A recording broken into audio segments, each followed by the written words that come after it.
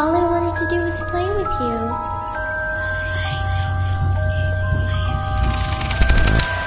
You're not afraid of the dark, are you?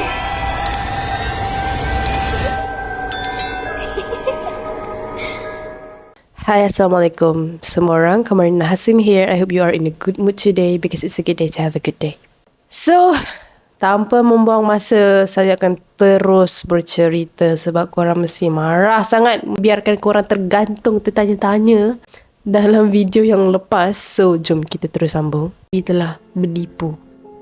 Sebab mungkinlah kalau perspektif Kamar rasa makcik ni macam dah tak tahu nak buat apa.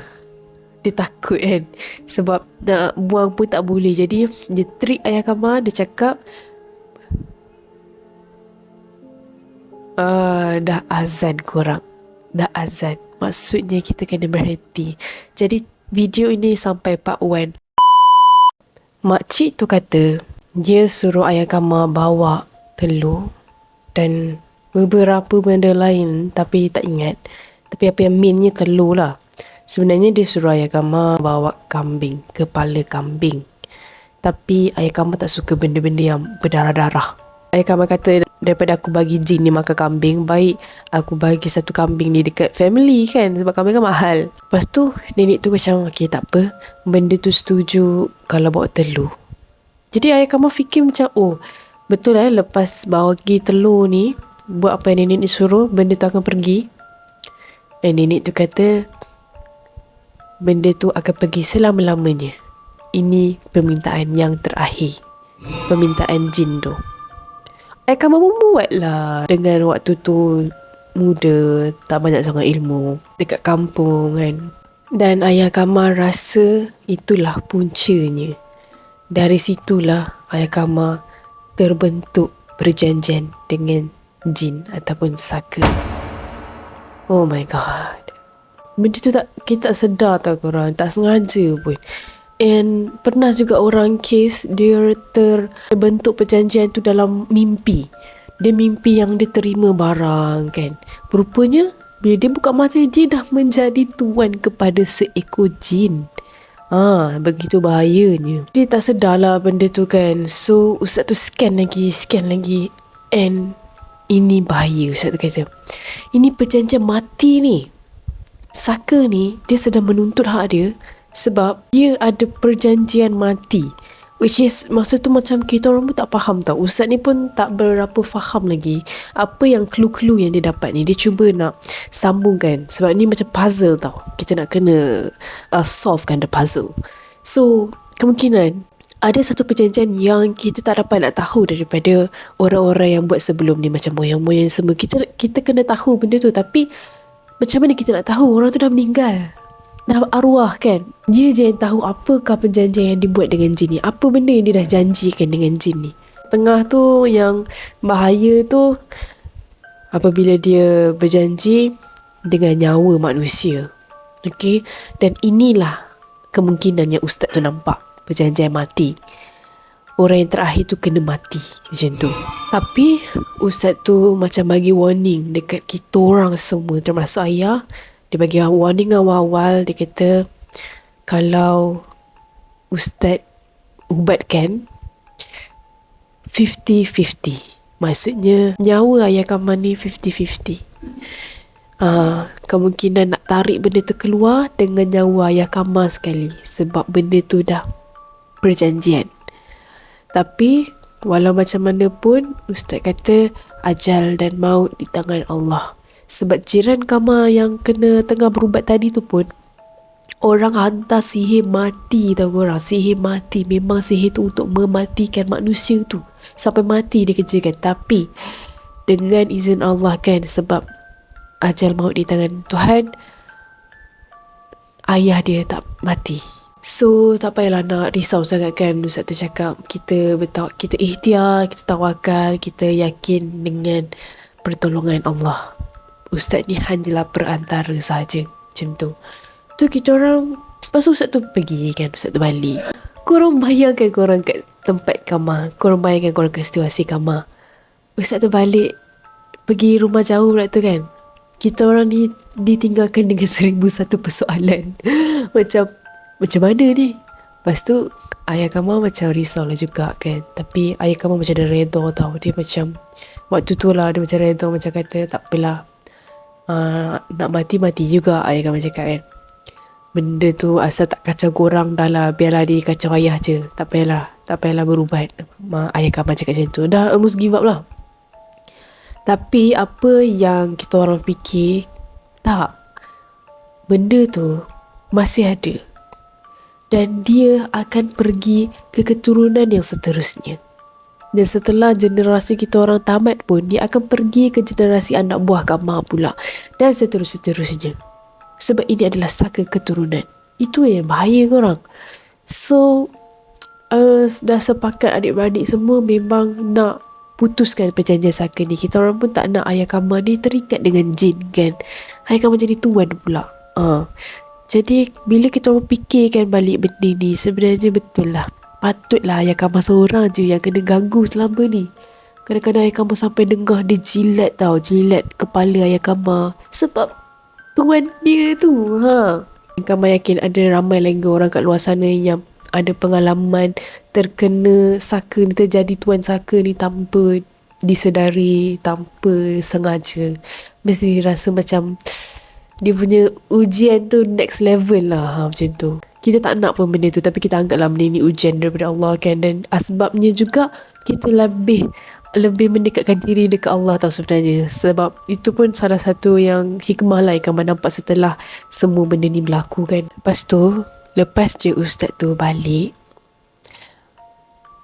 benda tu macam provoke dekat dalam rumah ni. Sumpah tu, kita orang selama ni okey je tau. Dah lama sangat tak kena gangguan kat rumah ni. Sejak kita orang renovate, kita orang cantikkan rumah ni, cat apa semua. Memang dah lama tak dengar bunyi-bunyi pelik yang selama ni kita orang dengar tau. Tiba-tiba masa malam pertama tu takutlah juga, sebab ustaz tu dah cakap macam-macam yang ada penghuni lain rupa-rupanya kat rumah ni.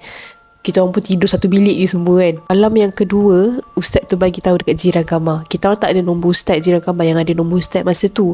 Lepas tu ustaz tu bagi tahu jiran kamar, dia kata malam tadi teruk saya kena kacau. Benda dekat rumah jiran tu kan, rumah kamar lah. Kiranya benda tu marah. Oh ya, lupa nak cerita. Masa ustaz tu nak keluar kan, ustaz tu sempat berdialog dengan jin tersebut. Benda tu cakap macam ni. Kau keluarkan aku, dia mati. Kau keluarkan aku, dia mati. Ayah Kamal, dia ugut cakap kalau keluarkan saka ni, putuskan perjanjian ni, ayah Kamal akan mati kan. So lepas tu barulah ustaz tu kata pasal ajal maut ni di tangan Tuhan kan. Kita jangan nak takut sangat lah kan. Kita jangan nak rasa kuasa jin tu lebih besar lah untuk matikan orang kan. Kita orang terkejut lah sebab selama ni jin tu tak menunjukkan keagresifan dia dekat kita orang punya batch keturunan kita orang.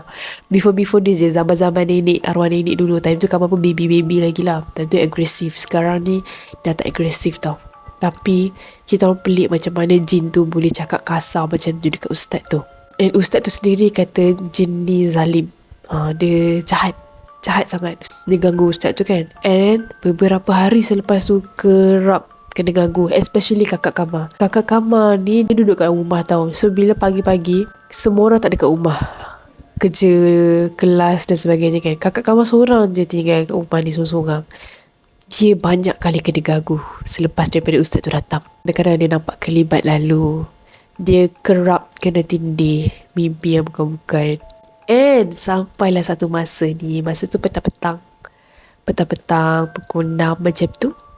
Lepas tu kakak Kamal adalah tegur tau. Dia kata aku dengar bunyi guli, tapi bunyi guli yang macam jatuh sekali je, tak macam tu. Lepas tu Kamal macam serius lah macam tu kan. Sebab benda tu dah lama kot. Tiba-tiba dengar. Sebelum ni kan Kamal cerita bunyi ketuk-ketuk tu kan, bunyi ketuk-ketuk daripada dinding. And dinding tu adalah dinding jiran Kamal. Jiran Kamal yang kena sihir tu. So kita orang assume bunyi-bunyi pelik tu semua datang daripada diorang. Tapi diorang tak dengar pun bunyi-bunyi tu kat rumah diorang ya. Kita orang je dengar. Lepas tu pasal bunyi guli tu first time tau. Setelah berapa lama dah last kita orang dengar dekat atap dapur, kat siling dapur.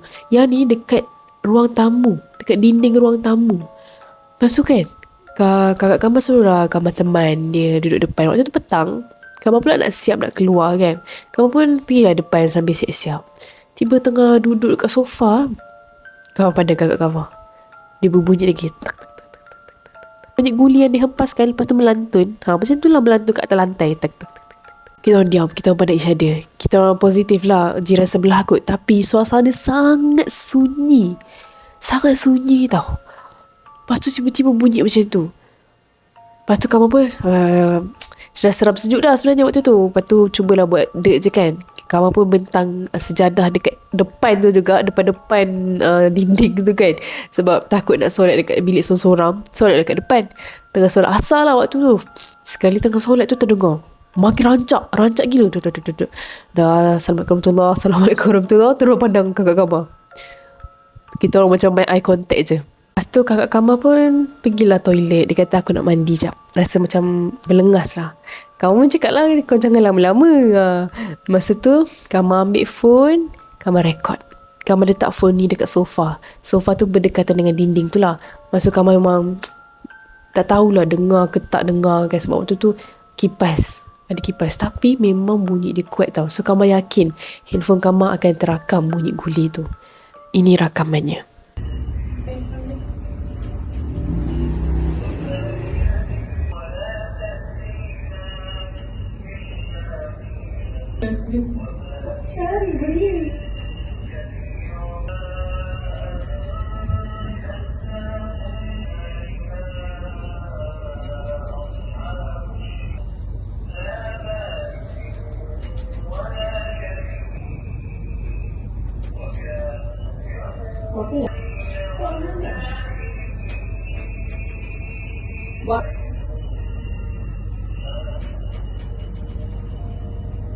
Masa kakak Kamal tengah mandi tu, kita orang memang sepanjang masa memang buka zikir macam alunan Al-Quran daripada kaset tau. Kaset yang kakak Kamal beli, just plug in and play kan.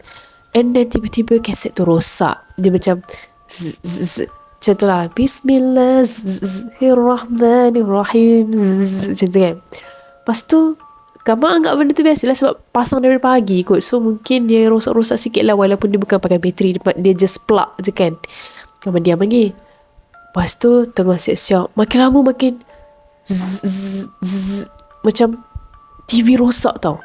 Mula jelas lagi lah surah tu kan. Tu dia jadi macam suara lain dah. Tak tahu lah nak bayar macam mana. Sebab tu Kamal tak dapat nak rekod. Kamal memang dah rasa lain macam. Terus lari pergi dapur. Waktu nak lari pergi dapur tu kan, kita lalu dinding tu. Waktu tu Kamal biasa lagi, tak adalah macam lari apa, macam jalan laju kan. Kamal cakap Sarah macam tu. Tiba-tiba time nak lalu tu, bunyi guli jatuh. Terus Sarah dah habis mandi belum? Lama je, cepatlah sikit macam tu kan. Waktu Kak Sarah keluar, elok je keset tu. Elok sampai kesudah elok. Kamal cakap kat Kak Sarah kata, ya, benda tu terjadi dekat aku bila aku seorang-seorang. Bila tak ada orang kat rumah, bila seorang-seorang kena. Tapi bila ada ramai orang kat rumah, keset tu okey je. Buka pagi sampai malam okey je, tak rosak pun. Itulah benda kita orang macam, benda ni main-main dia dah start Lepas tu mulalah kita orang berbincang, berbahagi jugalah sebab ustaz ni ada cara, setiap perawat ni lain caranya. Kita tak boleh nak kata ustaz tu macam ni boleh je, macam tu boleh je kan. Cara orang lain lah, asalkan tidak apa ni orang kata asalkan benda tu tak ada melanggar larangan Allah. Kamu rasa okey lah. Tapi kamu tak nak cerita apa macam mana bayarannya, sebab dia akan menimbulkan fitnah dan macam-macam lagi lah. Biarlah yang nak tahu je tahu, kamu rasa. Tapi itu antara yang buatkan kita orang macam macam mana nak ke tak kita orang pun try je lah berubat dengan ustaz-ustaz yang free, macam Prai kan, rawatan Al-Idrus tu. Tapi susah sebab diorang memang banyak sangat customer tau. Memang ramai sangat pesakit, memang tak terdan. So kita nak tunggu pun macam Lama juga kan. Tapi kita orang ikhtiar juga sebenarnya. Kita orang masuk juga line beratur, line appointment, isi borang apa semua tu. Tapi memang tak dan.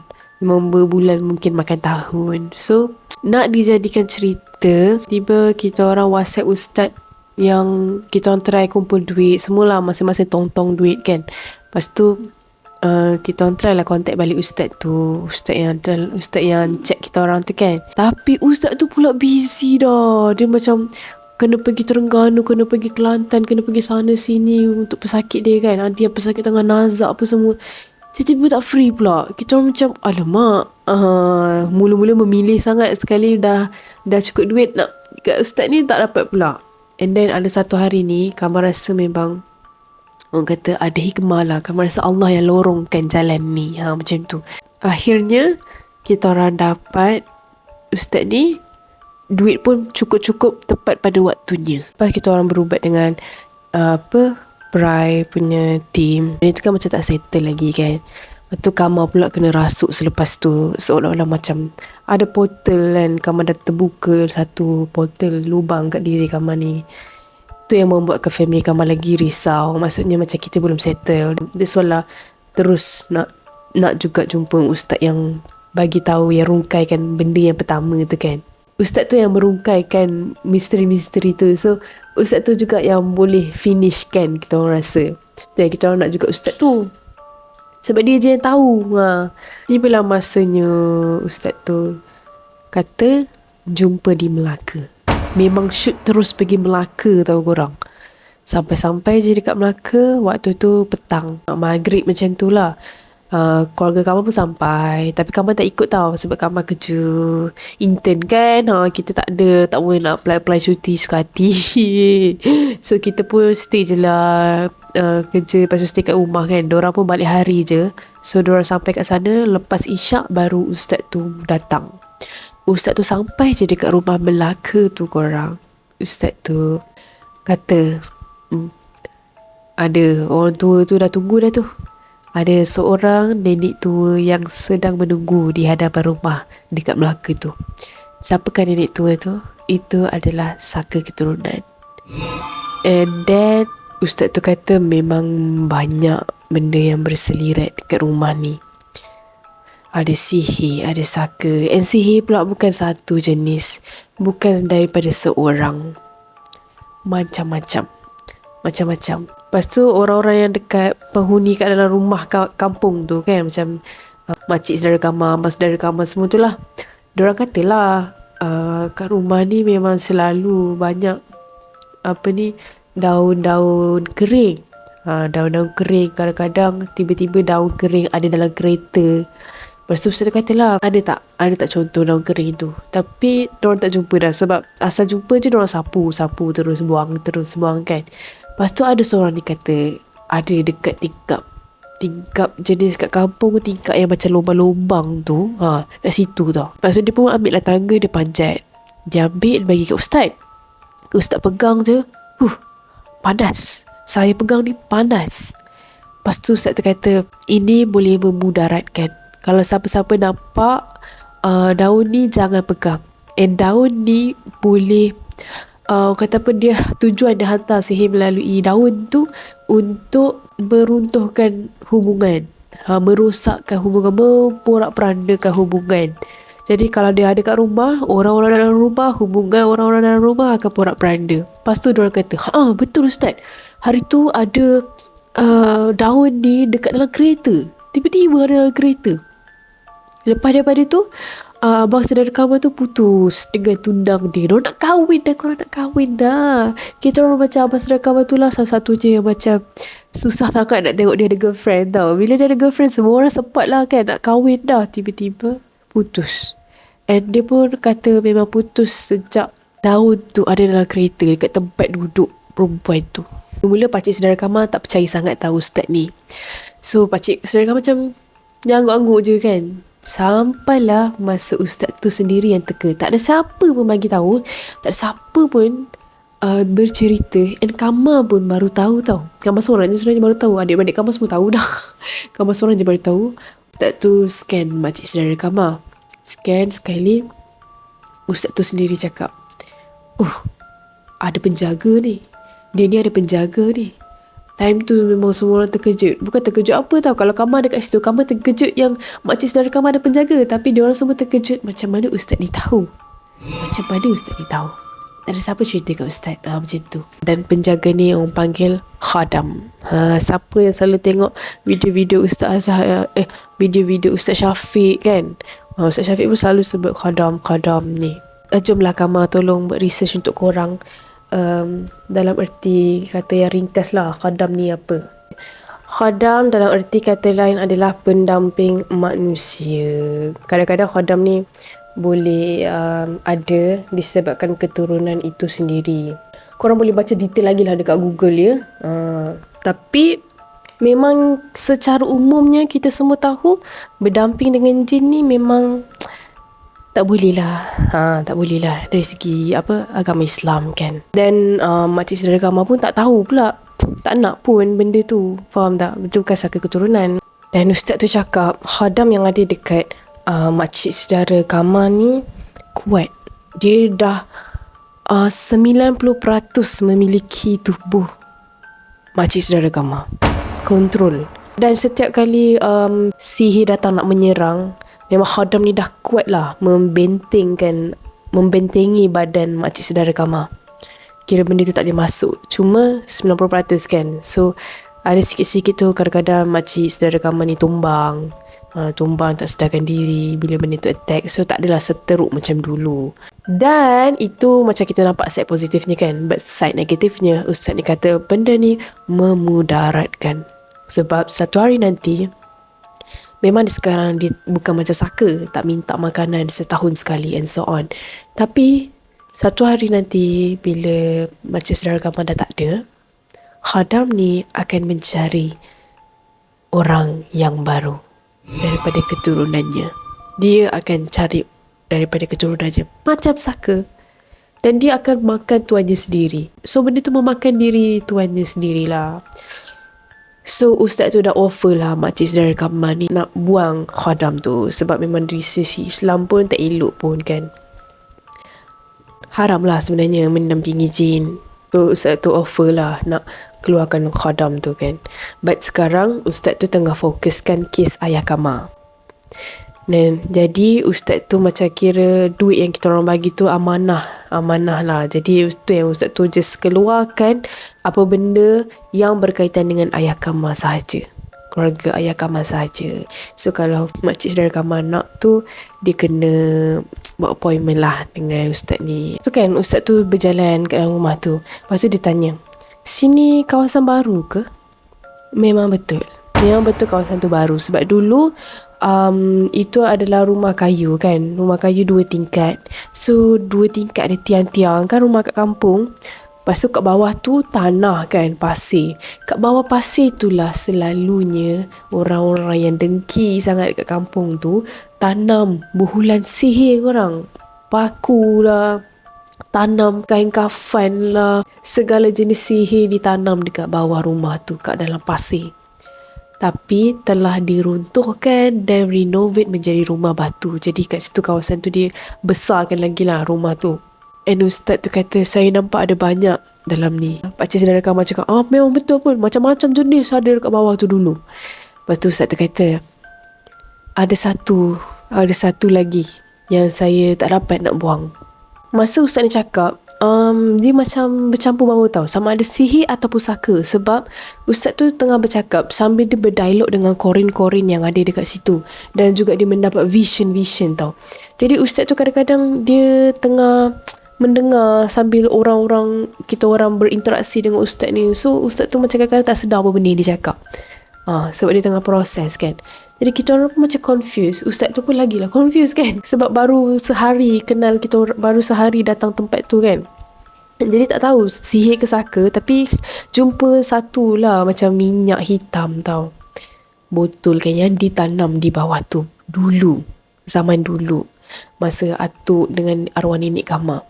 Tapi ustaz tu tak dapat nak buang benda tu disebabkan botol tu telah pecah. Sebab kawasan itu telah direnovate. Dah pecah.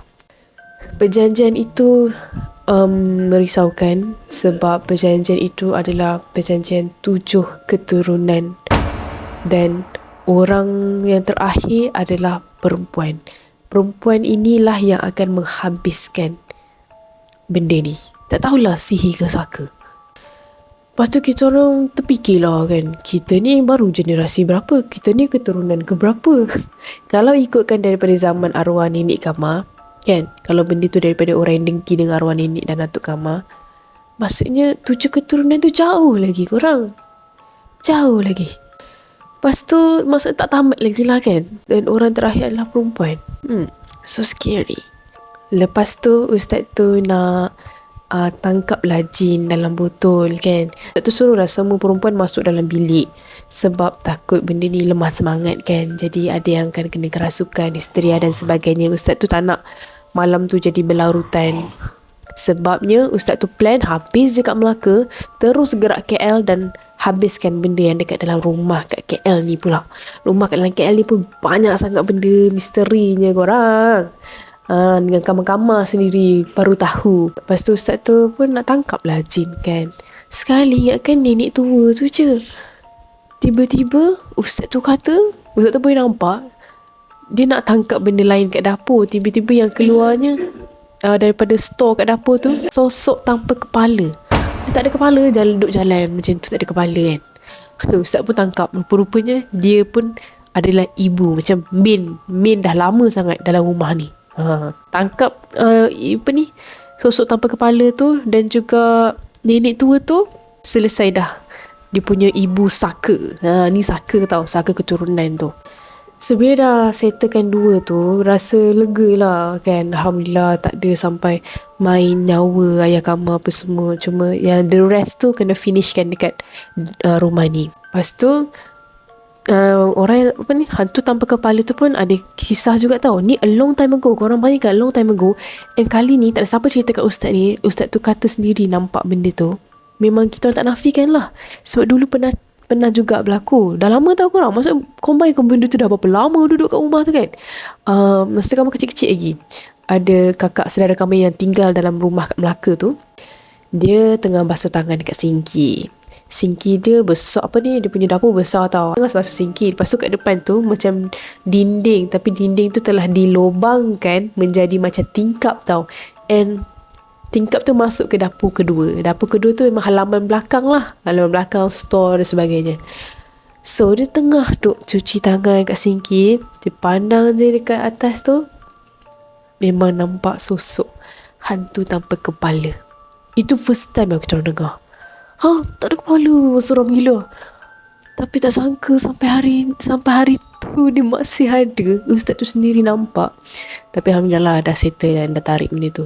Lepas tu ustaz tu kata, saya hanya ambil apa yang berkenaan dengan pakcik ayah Kamal lah kan, sebab ini amanah kan. Benda lain lagi ustaz kata nampak memang banyak. Ada juga sihir yang baru. Sihir yang baru masuk. Yang ustaz tu sendiri masa dia tengah scan pasal sihir, dia kata kejap, dia tengah berinteraksi dengan saya. Dia tengah main asap-asap dia. Orang makcik belakang rumah tu, tak tahulah macam belakang macam sebelah ke, tapi jiran kat situ lah kan. Dia bomoh korang. Dia yang buat sihir tu. Dia sendiri yang buat sihir tu. Bukan upah bomoh untuk sihir keluarga ni. Dia sendiri buat sihir tu. Ada asap-asap kumpulan. Dan ustaz tu kata dia punya sihir, amalan sihir ni dah berketurunan. Yang ni memang dendam kesumat. Dan ustaz tu berkomunikasi dengan makcik tersebut, tukang sihir tersebut. Dan tukang sihir tu, dia sempat nak buat perhitungan. Dia nak buat perundingan dengan ustaz. Tapi tak tahu, Wallahualam, tak tahu apa jenis perundingan tu. Lebih kurang macam kalau kau lepaskan aku akan lepaskan dia ni. Macam tu lah. Tapi benda macam tu memang janganlah sesekali terpedaya. Jadi ustaz tu memang taklah. Ustaz tu kata, saya tak akan buat rundingan dengan kamu kan. Bukan ustaz tu face to face tau dengan makcik belakang rumah tu.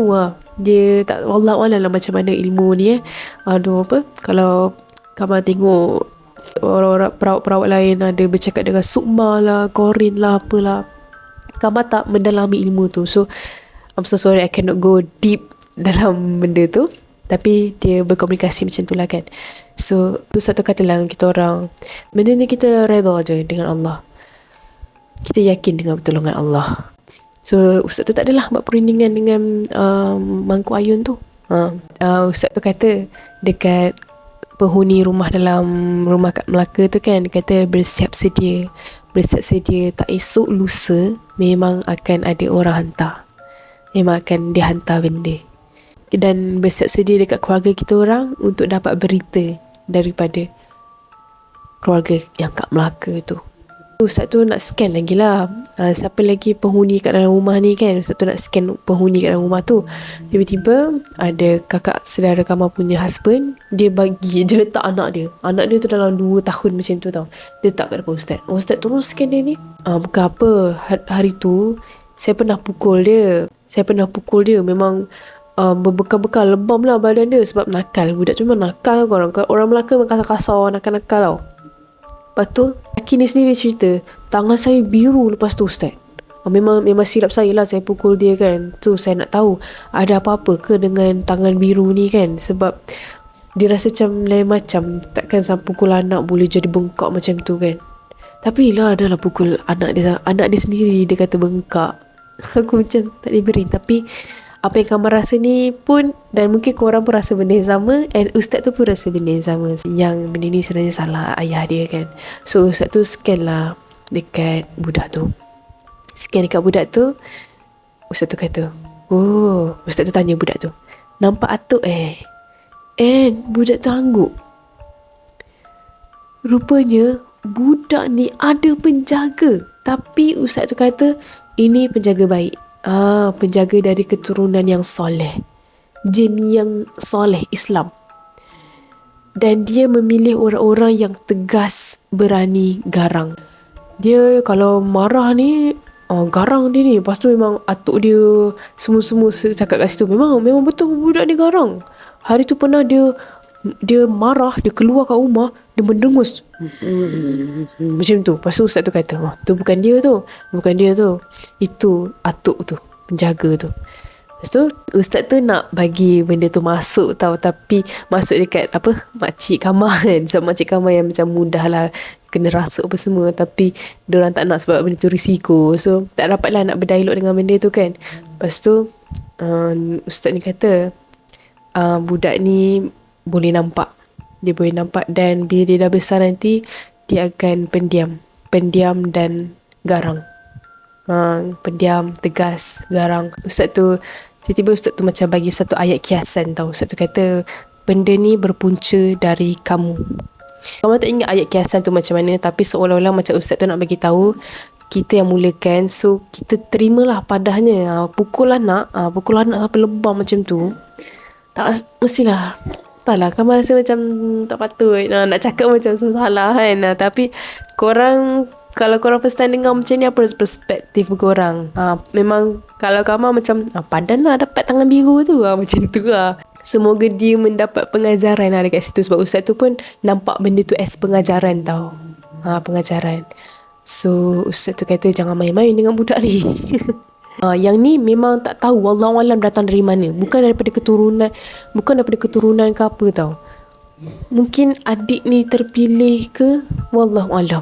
Sebab sosok yang ustaz ni nampak, dia serba putih, jubah putih, cahaya, pakai serban putih. Tapi memang ustaz ni akui benda penjaga tu daripada keturunan orang yang soleh. Selalunya macam kita dengar daripada keturunan Said kan, keturunan Syekh, ada lah jin yang soleh ni.